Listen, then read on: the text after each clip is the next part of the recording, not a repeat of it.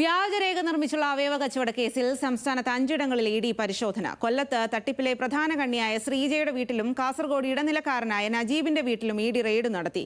കൊച്ചിയിലെ സ്വകാര്യ ആശുപത്രികളിൽ പരിശോധന തുടരുകയാണ്. വിശദാംശങ്ങളുമായി അബ്ദുൾ റഹീമാണ് ചേരുന്നത്. റഹീം, ഇപ്പോൾ എങ്ങനെയാണ് പരിശോധന പുരോഗമിക്കുന്നത്?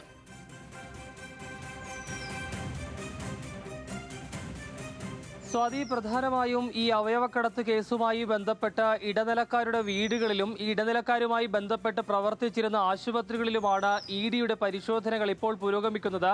രാവിലെ മുതൽ തന്നെ സംസ്ഥാനത്തിന്റെ വിവിധ ഇടങ്ങളിൽ ആരംഭിച്ച റെയ്ഡ് ഇപ്പോഴും പുരോഗമിക്കുന്നു എന്നുള്ളതാണ് നമുക്ക് ലഭ്യമാകുന്ന വിവരം. കൊച്ചിയിൽ തന്നെ ഏതാണ്ട് 3 ആശുപത്രികളിലാണ് ഇഡി ഉദ്യോഗസ്ഥർ പരിശോധനയുടെ ഭാഗമായി എത്തിയത്. അവിടങ്ങളിൽ ഇപ്പോഴും പരിശോധന തുടരുകയാണ്. പ്രധാനമായും ഈ അവയവം നൽകുന്നയാൾ, അതോടൊപ്പം തന്നെ അവയവം സ്വീകരിക്കുന്നയാൾ, ഈ ശസ്ത്രക്രിയ നടക്കുന്ന ആശുപത്രി, ഈ മൂന്നിനും ഇടയിൽ ഇടനിലക്കാർ പ്രവർത്തിക്കുകയും വലിയ ഭീമമായ തുക ഇവരിൽ നിന്ന് കൈപ്പറ്റുകയും ചെയ്തു എന്നുള്ളതായിരുന്നു ഇഡിയുടെ കണ്ടെത്തൽ.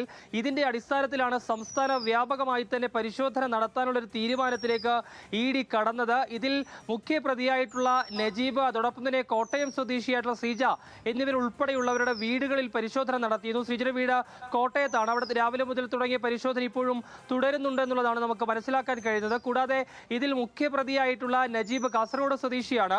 ഇയാളുടെ വീട്ടിലും ഇപ്പോഴും പരിശോധന തുടരുന്നുണ്ട്. ഇയാളാണ് പ്രധാനമായും ഇടനിലക്കാരനായി നിന്നുകൊണ്ട് സ്വീകർത്താവിൻ്റെയും അതോടൊപ്പം തന്നെ അവയവദാതാവിൻ്റെയും ആശുപത്രിയുടെയും പക്കൽ നിന്ന് ഒരുപോലെ പണം കൈപ്പറ്റിയത് എന്നുള്ളതാണ് ഇഡിയുടെ കണ്ടെത്തൽ.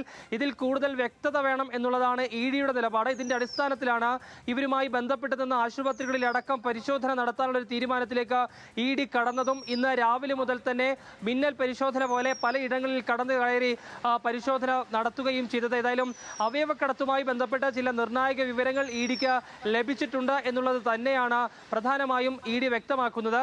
ഇതിന്റെ അടിസ്ഥാനത്തിൽ കൂടുതൽ വിവരങ്ങൾ ശേഖരിക്കുക എന്നതിന്റെ അടിസ്ഥാനത്തിലാണ് സംസ്ഥാന വ്യാപകമായി തന്നെ പലയിടങ്ങളിൽ ഇഡി പരിശോധനകൾ തുടരുന്നത്. സ്വാതി.